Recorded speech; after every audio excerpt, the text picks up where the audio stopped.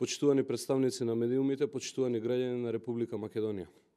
Зоран Заев и Оливер Спасовски или го кршат уставот и законите, набавувајќи бланко образци за патни исправи со променето име Северна Македонија, или прават криминална сделка во која што набавуваат огромна количина образци со името Република Македонија, а за 10 дена планираат да го сменат уставното име. Министерот за прогон и тортура Оливер Спасовски неодговорно и криминално управува со Министерството за внатрешни работи и буџетот со кој располага ова министерство. Според информациите кои ги објавија медиумите, околу 240.000 бланко образци за пасоши чекаат на царина на само неколку дена пред гласањето на уставните промени во собранието. Власта која најави гласање на уставните измени до 15 јануари набавила околу 240.000 бланко образци. Дали овие образци се со името Република Македонија или со името кое Заев и Ципрас го договорија?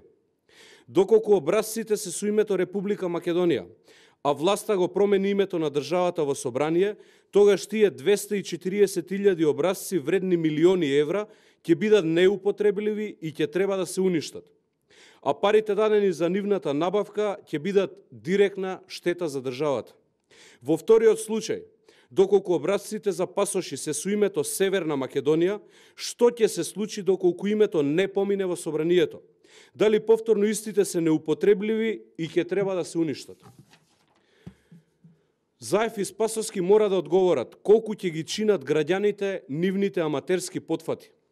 Колку пари од буџетот, наместо за цели сходни работи, ќе завршат по кој знае кој пат на буниште. Дали ваквата набавка на образци, кои потоа ќе се уништат, е всушност планирана активност на власта и за дистата се кријат бизнис интереси? Заев и Спасовски се должни да одговорат. Почитувани, набавката на образците за пасоши на само неколку дена пред гласањето на уставните измени во собранието за промена на името е неодговорно трошење на парите на нашите граѓани. Ваквиот аматеризам и неодговорен однос кон МВР и парите на граѓаните мора час поскоро да запре. Очекуваме Оливер Спасовски да смогне сили и да понесе одговорност за сите пропусти и грешки кои ги направи изминатиот период раководејќи со Министерството за внатрешни работи. Ви благодарам.